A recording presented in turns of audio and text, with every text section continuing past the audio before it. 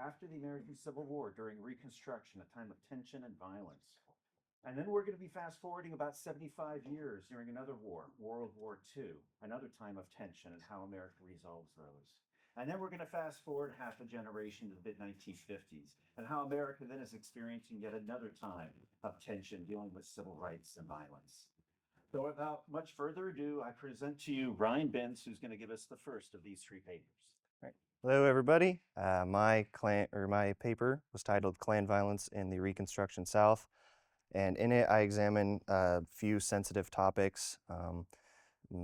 I go over the types of violence employed by the Ku Klux Klan, why the Klan employed the violence that it did, and then the effects of the violence on African American communities and minority groups in the South, particularly the Southern Republicans in the South. The Klan was formed by former Confederate soldiers in the immediate post-war period, or the late summer of 1866 in Pulaski, Tennessee, as a social group for Southern white men to find their new role in society, as the South suffered from an identity crisis in which men returned from war and had no clear occupational direction or had their livelihoods turned on their head with the abolition of slavery. It served as a way for white Southern men to understand their role in society and keep themselves busy and entertained. It's unclear whether or not racial superiority was a fundamental feature of the Klan upon its inception, but it was very quickly adopted as the Klan grew in its membership throughout the rest of 1866. It soon began to participate in domestic terrorism as it took upon itself the duty of enforcing white racial supremacy and maintaining the antebellum social hierarchy.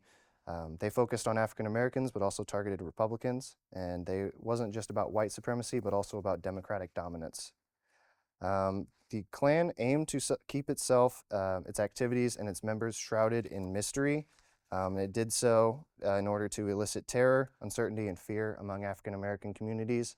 One of the ways that they did this was through performative attacks and disguises in their attacks, where they dressed up. In one instance, they dressed up as the ghosts of Confederate soldiers, who were known at the time as Moon Men, that were getting their revenge on freedmen and women. Spirituality held major significance in the lives of African Americans during this time, and these performances were an attack on African American spirituality. Other ways they disguised themselves or performed were as foreigners, dressing up as Irishmen, Germans, and the French. They also dressed up as Native Americans, animals, and even dressed up as women as well. They did this to conceal the identities of the attackers so that African Americans were unaware of which members of their community were part of the Klan, which weren't, who they could trust, and kept them living in fear and uncertainty. Many of the attacks took place under the cover of night, also to manufacture uncertainty and instability among families and communities because they were unable to prepare or defend themselves. One attack in particular took place in Andersonville, Georgia, in which an African American community was attacked at night, and many crops, fences, and multiple buildings were destroyed before they could react and combat the blazes. They did this to intimidate and dissuade people from exercising their civil rights as well. There was one Southern Republican man who received death threats for every night that he slept in his home leading up to the presidential election in 1968. He decided to sleep outside of his home out of fear for his life. Despite being a very vocal and strong supporter for the Republican nominee Ulysses Grant, he abstained from voting in the election and advised other Southern Republicans to abstain from voting as well in order to save their lives. One form of violence that the Klan particularly favored was sexual violence. This was a way to undermine traditional gender roles for women, but it also affected men in the South as well. Husbands were beaten while their wives and daughters and children were assaulted. Others were forced to watch in some instances as well. Then this stripped them of their role as protectors. Some women were forced to make a decision between they themselves being sexually assaulted or having their husbands be beaten, and many of them opted to be assaulted so that their husbands would be saved. They took upon themselves the role as protectors, which flipped the traditional gender roles and undermined African American culture, as men felt humiliated and defeated for failing to protect their families. Other violence that they're also well known for is their beatings, lynchings, and hangings. They also destroyed property, stole possessions. Men were dragged away from their families and beaten and whipped in fields for hours and returned bloodied, battered, disfigured, sometimes killed. And then there were hangings and extrajudicial killings or lynchings that were done to intimidate African Americans and inflict terror upon their communities.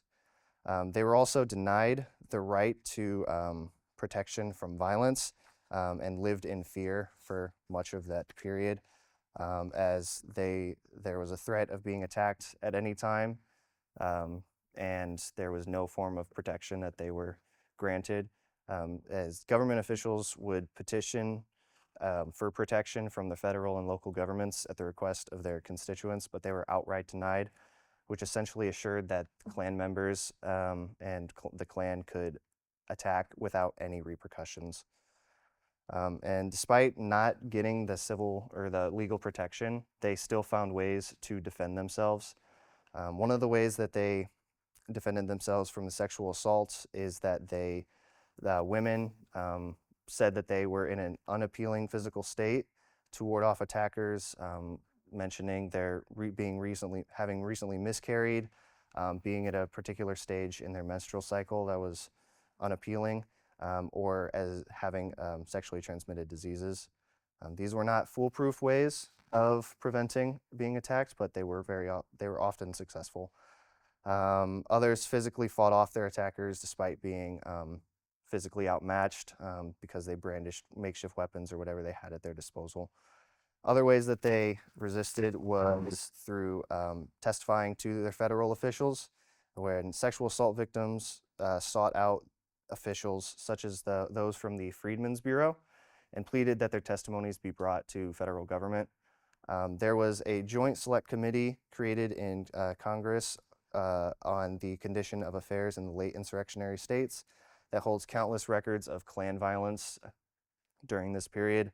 And it was not limited to sexual assaults, but included all types of violence that were all different forms of violence. And when these were made public, the Klan could no longer deny or hide from the evidence, which was one of the ways that they denied that they were doing anything wrong. And with the Enforcement Acts of 1870 and 1871, which are also known as the Ku Klux Klan Acts, these were federal legislation that was passed that didn't fully eliminate the Klan, but discouraged violence, and people were actually punished for their crimes. And over the course of Reconstruction, Klan violence slowly declined. But they did not end any discrimination or racial prejudice in the South. Ultimately, the Ku Klux Klan violated the newly acquired rights of African Americans when they finally became U.S. citizens in an attempt to retain the social hierarchy of the antebellum South, which made it so that whites were first-class citizens and African Americans were a second lower class. They essentially sought to maintain the conditions of slavery without enslavement, and prevent African Americans from taking advantage of their statuses as citizens of the U.S. and from integrating smoothly into society. And while Klan violence over the most extreme magnitude only lasted for a few years, it still persisted throughout the South and still took place fairly often. And its effects were felt for generations, and there are still many lasting effects today. We still see the Klan still being active in many places in the U.S. In particular, the 2017 Unite the Right rally in Charlottesville, Virginia, there were many Klan groups vocally present there, as well as there being white supremacist groups at the Capitol building during the January 6th insurrection. Despite the amazing progress that has been made since the 1860s, racial discrimination still remains in society, and there is much more work that we can do to eliminate it. Thank you. I'll be presenting baseball's relationship to the American war effort of World War II. I do want to apologize. I've been going through like a cold for like a week and a half. So there's always one person I feel like that's sick during something like this, so I'll try my best to project the best that I can. The American war effort of World War II was an all-encompassing effort in the United States. Even though baseball itself was not a war industry, baseball held a very important role to the American war effort of World War II. Baseball was very important to the morale of soldiers, was a means of non-war public engagement, and also raised a lot of money for the war effort. So first, I want to start by saying why baseball continued to play. And it's kind of most famously represented in what's called in these historical circles as the green light letter. This was one of many of an exchange of letters between MLB Commissioner Landis, who was a former federal judge, and the president at the time, Franklin Delano Roosevelt. And this letter, in particular, basically gave the Major League Baseball permission to continue. While FDR didn't explicitly say, hey, Major League Baseball, you must continue to play, he said, he said in that second paragraph, I honestly feel that it would be best for the country to keep baseball going. There will be fewer people unemployed, and everybody will work longer hours and harder than ever before. So baseball was also a sense of normalcy for the public. Don't let Hitler kill baseball became an important concept during the war, and I love that line of don't let Hitler kill baseball. I think that does a fantastic job of summarizing how maybe a lot of people felt. And Jonathan Hedford used that in a piece of research that I read, and I really, really, really love that line. But Major League Baseball would be a part of the patriotic spirit that President Roosevelt was trying to capture at the time. And also, baseball had serious incentive to continue playing. The 1941 baseball season is known as one of the best seasons of all time. There were many statistical feats that were unbelievable. Joe DiMaggio had a 56-game hit streak over the summer of 1941. And then Ted Williams, a Red Sox player, batted, I believe it was .408 on the season, which is unreal and will never be touched ever. But more like logistically, baseball had growing populations in very important markets. These New York, Detroit, Chicago, Philadelphia, Washington, all these markets for baseball had baseball teams in them, and their populations were growing. And so the success that baseball just had after 1941 wasn't only incredible, it was very sustainable. So that was incentive kind of outside of the war for Major League Baseball to continue its operations. And then also baseball was popular in multiple demographics as a recreational sport. It was very popular amongst baseball just as a game, a pickup game, was very popular amongst women, and was in fact the second most popular sport, with basketball being the most popular, in women's colleges in 1940. Then also baseball was very popular among African Americans. The famous Negro League Baseball, or the NLB, had been around for decades and had a big resurgence right before the war. This picture is from a team in 1927 called the Chicago American Giants. I don't know much about this team, but I wanted to do this picture in particular because while the original NLB did not survive the Great Depression, many of their teams did and continue to play, and were having a major resurgence just before the beginning of American involvement in the war. Now I want to discuss baseball's role during the war. Baseball was very important to the morale of troops, and many baseball stars spoke to soldiers. This is Joe DiMaggio in a military uniform speaking to a group of soldiers. And many professional baseball players themselves enlisted, Joe DiMaggio being one of them, although much later, I believe in 1943. And according to research by Stephen Bullock, approximately 5,400 to 5,800 pro baseball players in the United States served in the armed forces, with no fatalities among professional baseball players. And Major League Baseball also donated baseball equipment to the military. The Ball and Bat Fund provided over 80,000 pieces of baseball equipment to men in the U.S. military. This was famously done by the owners of the MLB owners in the time right after Pearl Harbor. And then also, baseball provided leisure to workers. Different leagues that, like the NLB, reflected new working demographics very well. A part of those fewer people being part of what FDR said of fewer people being unemployed than ever was women and African Americans. So you had now this whole new demographic of people who could buy tickets, had money, they had leisure time, and can go watch not just baseball games, but baseball games of people that they might have known and reflected themselves.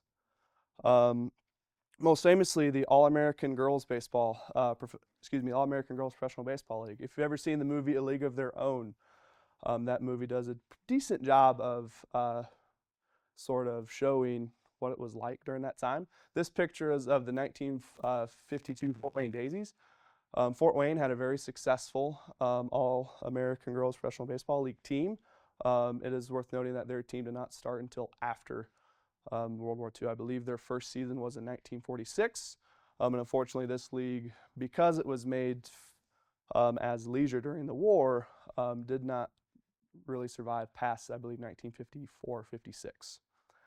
So, and also it's important to note about these leagues, while they didn't have the same amount of money that Major League Baseball had and the amount of resources that MLB had to raise money, these leagues were extremely competitive and by many accounts were much more entertaining to watch. It was a superior entertainment product at the time than the MLB.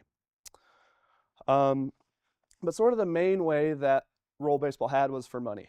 They raised money through war bonds. And war bonds were used as alternative to tickets at Major League Baseball games, whether that was through general admission or in special seating for larger donors.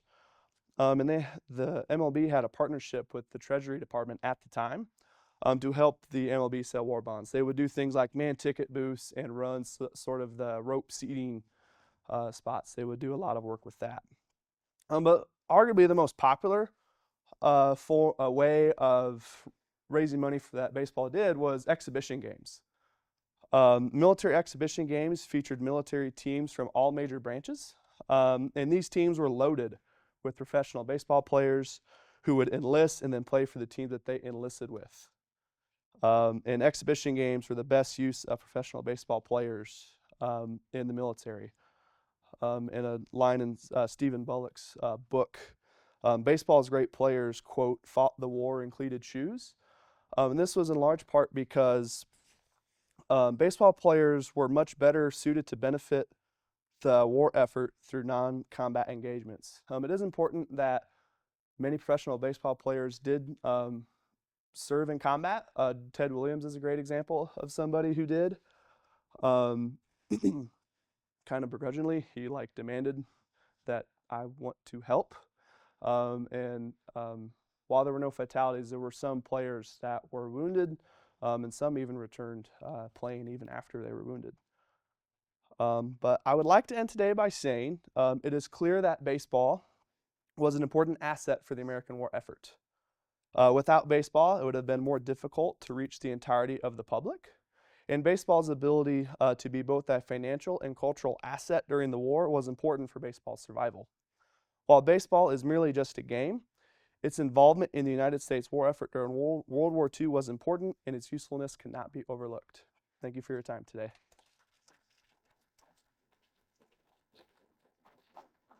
We are known as the United States of America. So, Brennan, my question to you is this. So, Ford Frick was the president of the National League during that time when we were still going through the Great Depression in that time. And we've seen over the years of baseball how much it's grown since World War II. There's no accident that following World War II, you mentioned the markets as you showed in your presentation. A lot of the markets still had two teams at that time.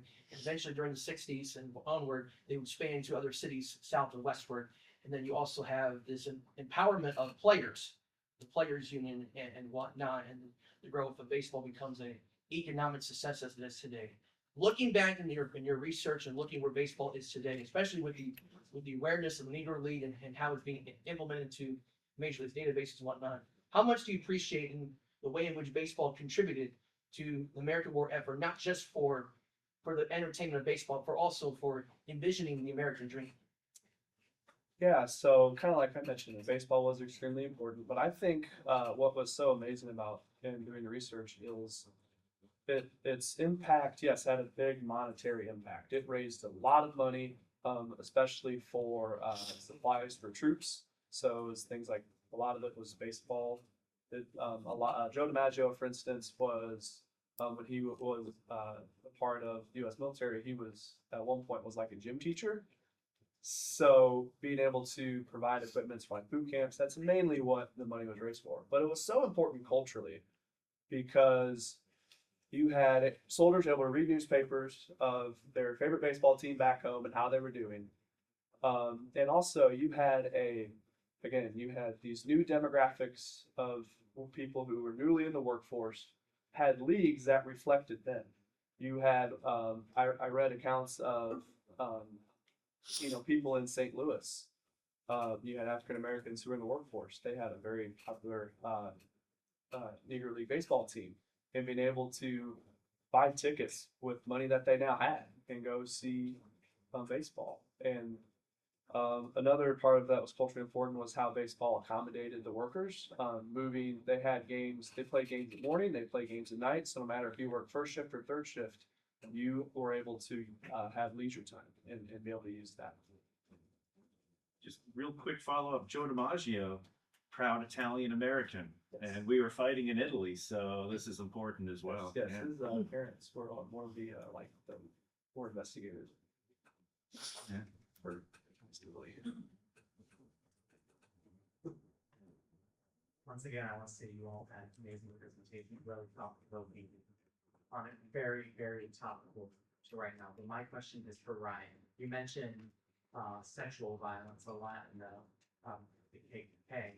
It made me think of, especially later, like I'm thinking of Birth of the Nation, how the Ku Klux Klan kind of became protective of white womanhood and kind of put itself forward as protecting, especially against African American men, the supposed violence that they would inflict on white women. So, how do you know how the Klan kind of reconcile that violence that they inflicted on a lot of white women with that kind of station that they later put themselves in? I'm not quite sure, actually. Most of my research was just about the Reconstruction era and didn't venture farther back in history, so I'm not quite sure.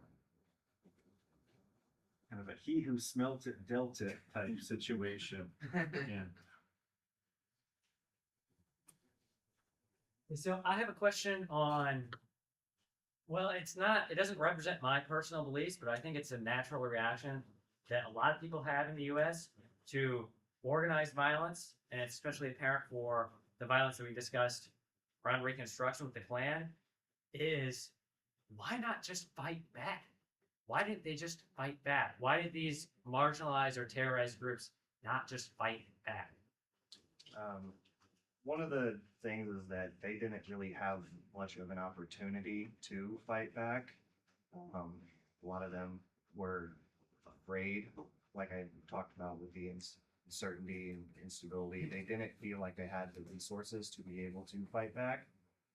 So the physically fighting back, they didn't have too much of an opportunity. They did obviously do it, and they were able in a lot of individual cases, but the major way that they fought back was through their testifying about their experiences and getting legal action to be able to stop that and protect themselves. Yeah, I just want to reiterate thanking you all for incredible papers. And I guess this is maybe kind of for everybody. I want to start by thanking Veronica for reminding us of why what we do, like the study of history, is so important today. I was afraid. I almost brought up my laptop to check like US.gov and do a search for Emmett Till, because I would guess that there were references to Emmett Till on American federal websites that have been destroyed within the last 3 months.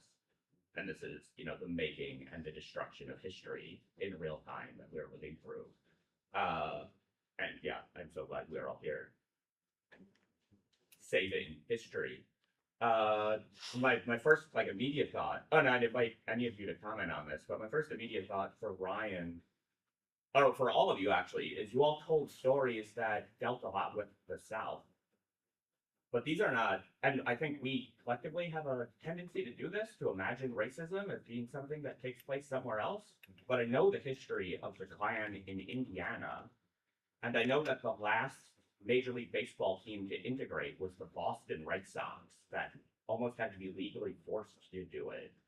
And again, returning to Veronica's point of the absolute relevance of what we are studying today.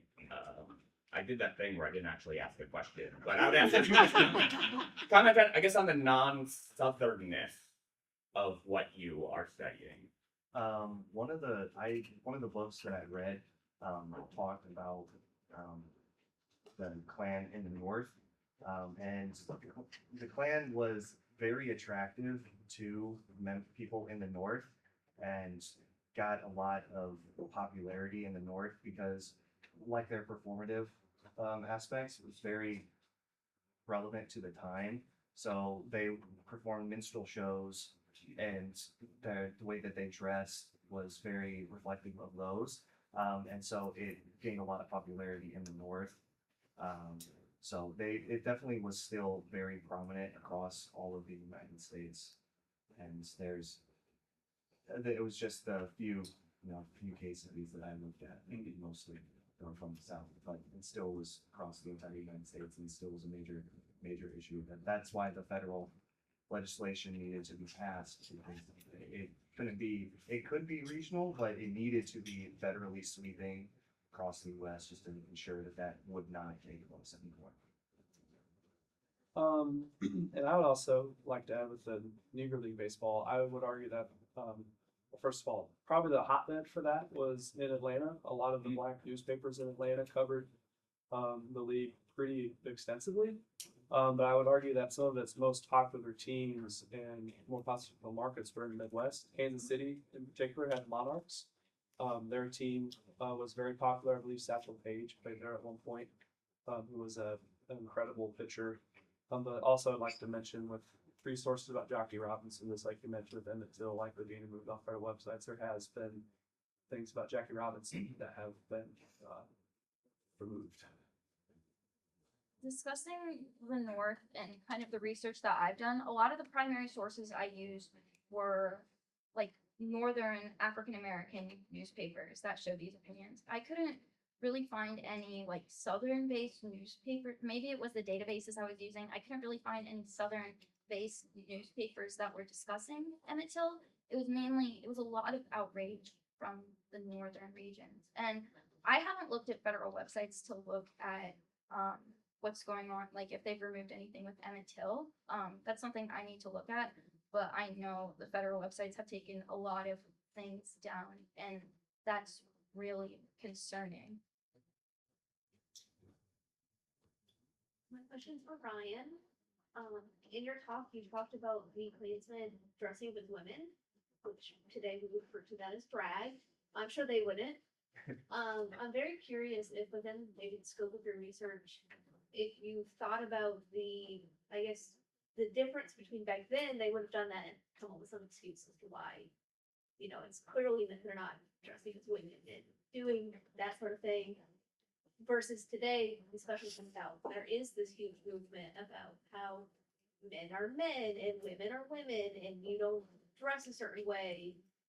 I'm very curious if you have any thoughts or ideas on how the Klan goes from we're going to dress as women to terrorize people to today modern Klan ideas being the thought of a man dressed up as a woman is this horrible thing, and they're coming after our children.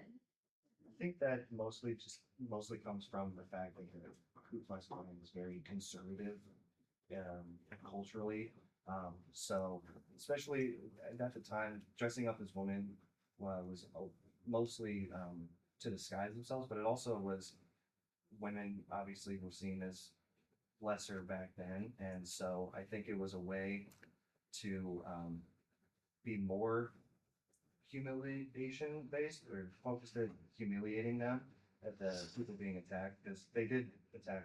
They went after a lot of men. So I think that was a way to just very much attack masculinity and African American masculinity. Yeah, and I think that them just being very conservative, they have latched on to preventing any sort of social change, social or anything against that. So they've very much latched on to being anti new culture, and so I think that's.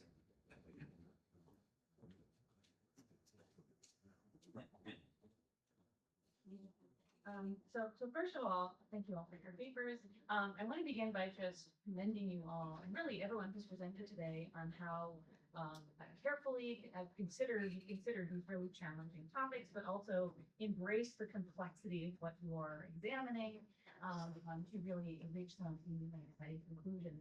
And the question that I want to pose for you all here is to particularly thinking between the connections between Ryan and Veronica's papers, but of course I want to hear Brennen's thoughts as well.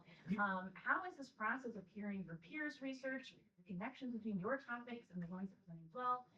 Has it made you reflect upon your research, the significance, the connections between the progression of American history, and what you would perhaps continue in projects? How is this process of presenting and hearing your peers present contributed to how you think about your own project?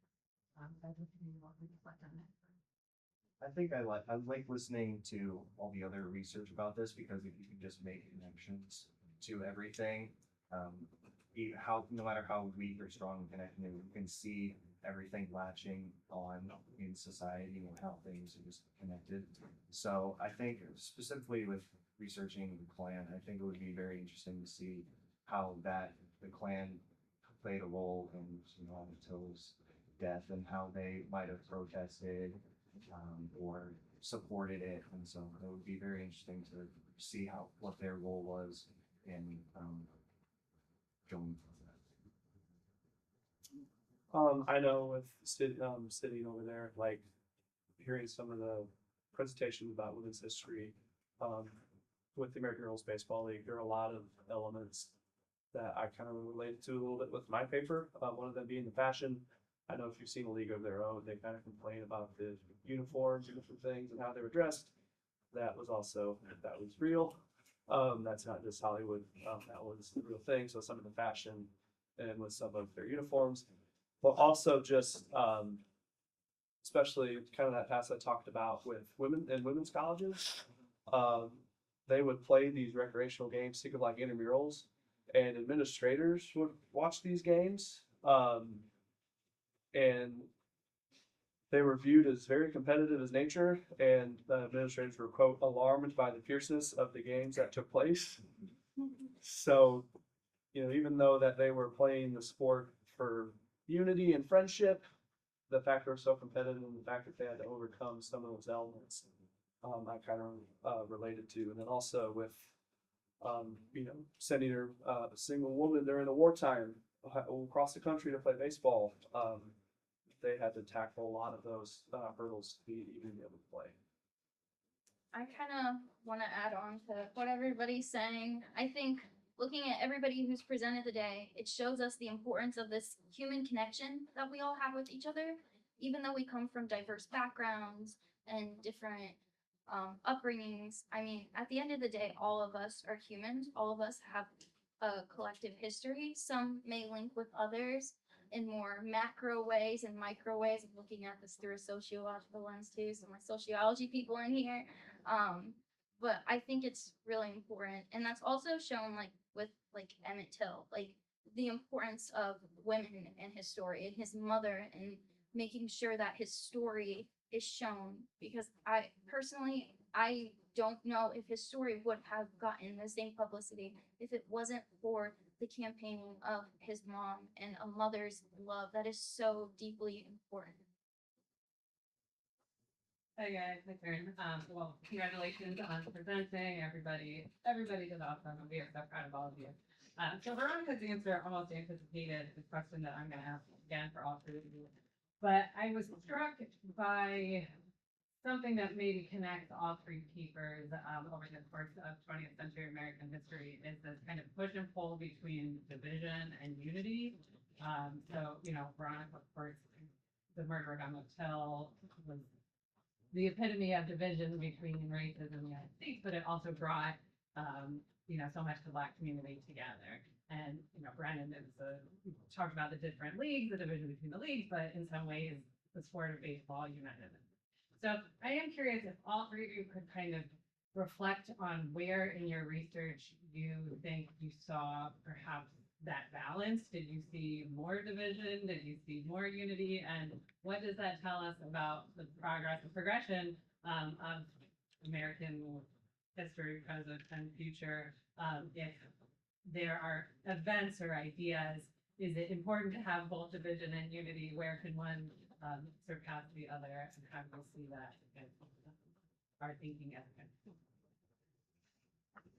I think with the moment or the time period in which the Klan really started to come around, right after the Civil War, right after African Americans were finally given citizenship and finally integrated into society, I think that caused a lot more division. Even though it was supposed to unify, it caused a lot more division. And it, even if people in the North didn't think that slavery should persist, they didn't think that they were the same level of citizen that they were. And so the country kind of unified in the wrong direction then. And so it's just a weird relationship between division on race, but also unifying against it. And it's an unfortunate byproduct of that time. I kind of look at it in a few different ways. I think with baseball as a whole, not just like Major League Baseball, but baseball as a whole, just as a sport, being able to in some way reflect the different demographics at the time, I think was very big. So you're bringing not necessarily all three demographics together, but just the fact that, you know, think of like African Americans watching a game, women watching a game. Maybe not necessarily tying them all together, but the fact that they were stronger because of maybe baseball and their leisure. I also think, kind of with the baseball history on this, the fact that people were able to look at these leagues objectively and say like, holy crap, this was really good baseball, and be able to look at how competitive that these leagues were in comparison to the MLB. I know that the MLB obviously had, you know, 5,000 of their players had to either enlisted or signed up for selective service. But the fact that these other two leagues, one league totally of African Americans, another league totally of women, were able to kind of fill that void. I think is really cool to was really cool to understand more about. I think my research, like most definitely, there were discussions of division. Like when I mentioned that an all-white jury acquitted the two guys who killed Emmett Till, like that shows division among racial lines, especially Southern racial lines, that the whites wanted to stay in their own sector and kind of not look at another perspective. And that too is this idea, mainly I would argue that my research talks about unity, and it talks about the unity of these white Southerners who wanted to maintain the status quo at the time, but more so, it represents the unity amongst the African American community, and how even with this brutal of an event, they were able to set the foundation for the civil rights movement to emerge. And become this really strong force that we're going to see by the 1960s, and we're going to see with Martin Luther King, and then it's going to continue. I mean, Malcolm X's legacy, and today with the Black Lives Matter movements and other movements that are emerging.